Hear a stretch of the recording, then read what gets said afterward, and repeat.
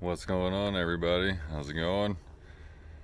Whew, it's hot out here. It's Friday. It's like May 31st or something like that. Yeah, May 31st. It's been a couple weeks since I've gotten on behind the camera. Kind of wanted to just update you guys on what's been going on. Played a couple of A-tiers past couple of weekends. Played some decent golf over those two A-tiers this past weekend. Played some really good golf per my standards. So yeah, I just wanted to chit chat with you guys for a little while, let you know what's been going on and how everything's been going. Sorry, I saw something, I had to get it. So yeah, 2 weeks ago I played the A tier in Central South Carolina, Huk Central. It's a tournament that I've been wanting to get down to for quite some time, or get back to. I used to live down in that area, and I was there when that course got put in, and it's just a fantastic course. And Brian Shop and Todd Lyon and Christine Barker all put on a fantastic show there. That Upstate Club really does put on a good event. They've got a lot of experience in the club and running events, and they know how to pay attention to detail, and it's really awesome to see when people do that. So huge shout out to them. I know Shop and a few other people put a lot of work into that course to get it to look the way it did. I know they said they didn't have as much help as they did last year, but the course still looked fantastic. So I know the people who put in some work put in a lot of work. So I much appreciate it. So yeah, that one went well. I finished like sole 13th. I had a couple of hiccups in those middle two rounds. I played, a couple of good rounds, a couple of solid rounds, not good rounds, but just solid golf, and managed to come away with 13th, and that was okay for that weekend. And then turned around and played the Blockhouse this past weekend, which is, as most of you know that have been to the Blockhouse, is just a very special place. I mean, there's just an aura once you arrive on that piece of property that just, I know, at least for me and a lot of other people that I spoke to, I just feel relaxed and feel very welcome and very at ease in that one with that property. Not necessarily the courses, but just the people and the atmosphere there. And I mean, of course, the courses are, they're second to none. They're fantastic courses. He's made some changes on the sunny side that just, it blew a lot of people's minds at how difficult that course is playing now. And I know some people said a few of those holes back there on the sunny side and maybe one on the dark side. No, it is the sunny side. That's right. Are fluky and a little poke and hope-ish. But from what I played, there was very, very fair courses on both sides. Very challenging. They're phenomenal. I love both of those courses. They're challenging, they're fair, and they will punish you.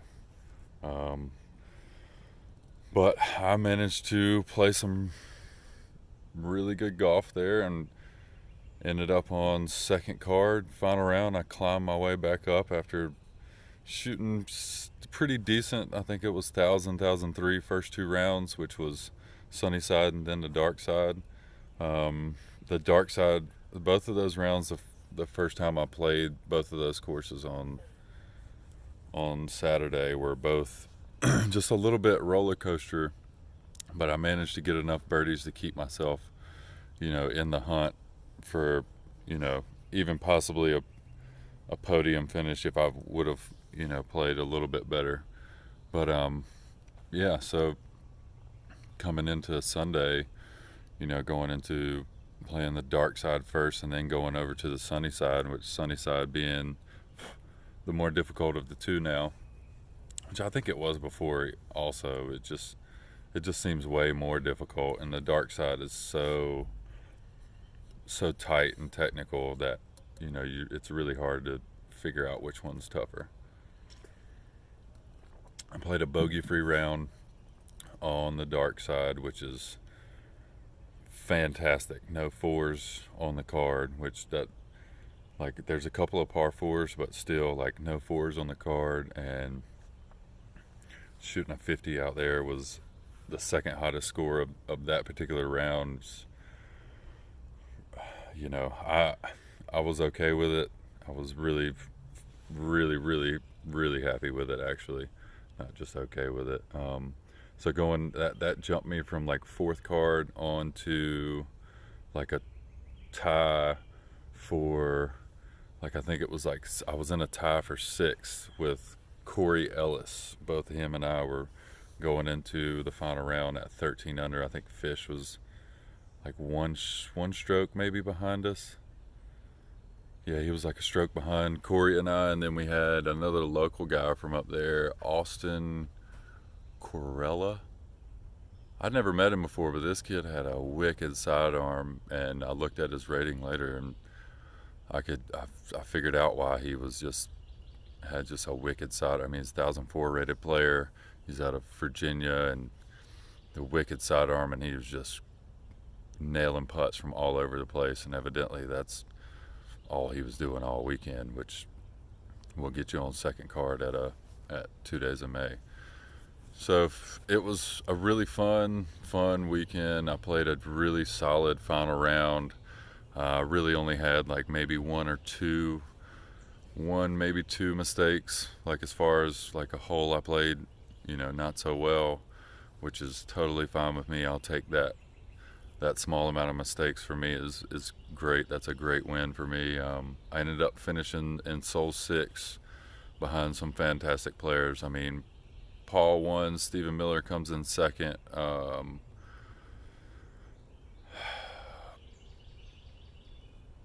can't remember who was third and fourth. No, maybe, okay, my bad. Paul came in first. Chris Dickerson comes in second, Stephen Miller in third. Fish jumped up to take fourth in that final round. He shot a 50. It was a phenomenal round. He had some really, really fantastic shots. Man, that guy plays quick.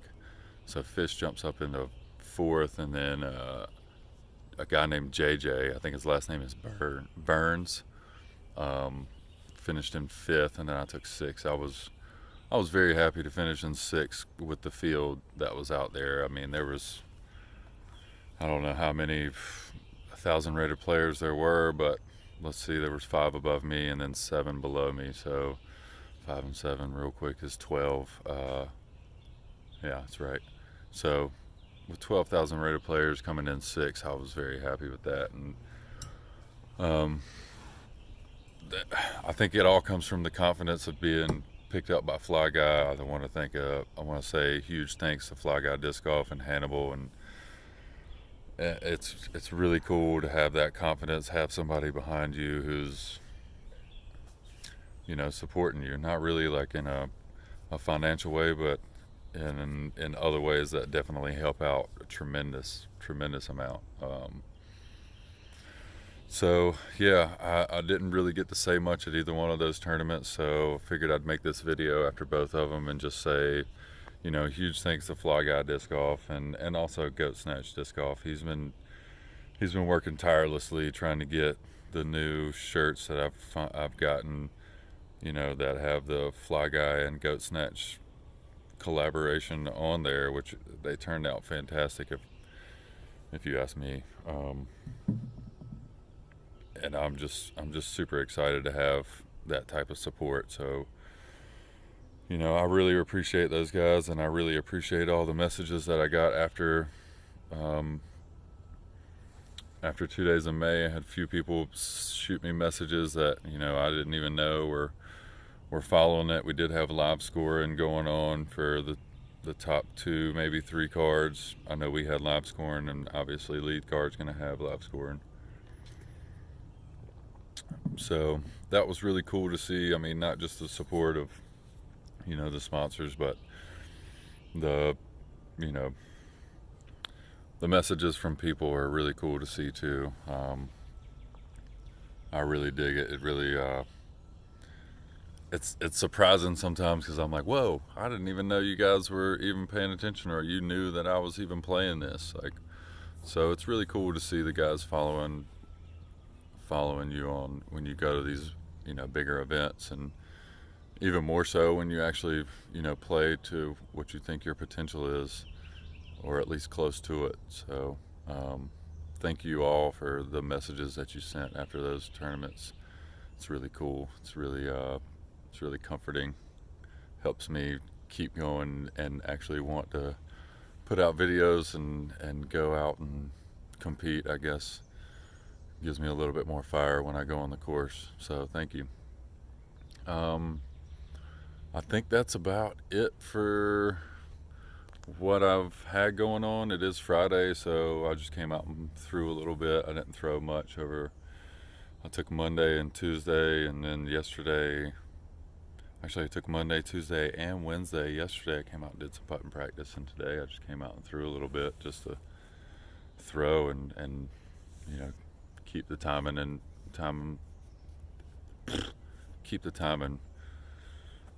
in line.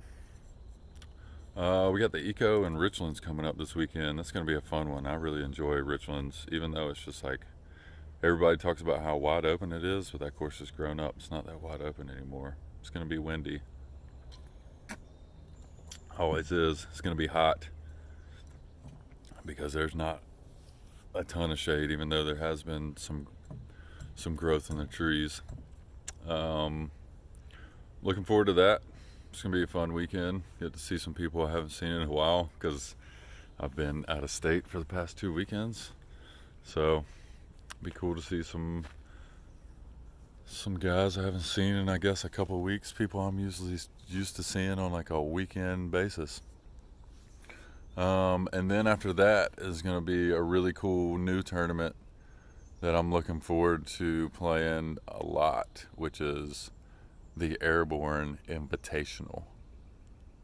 Not to be confused with the Wake Med Airborne.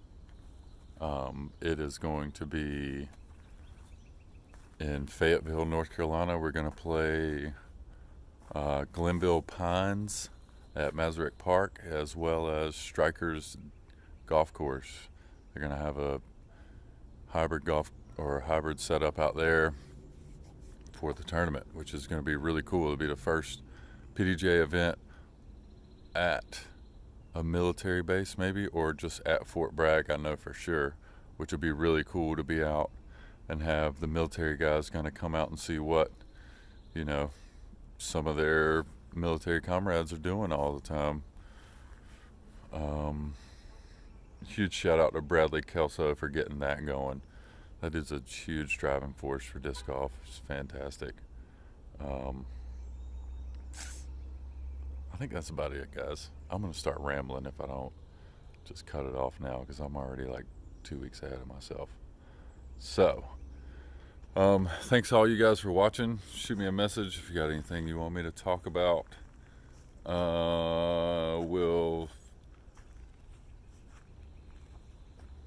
Let's see,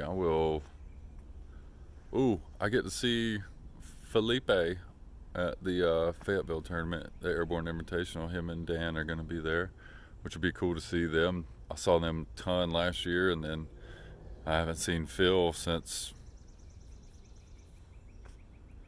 the UFC back in February. Jeez, it's been forever. So that'll be fun. Looking forward to seeing both of those guys, Dan and Phil. 2 goofballs that I enjoy seeing. So yeah, until next time, guys, I'll see you in the next video.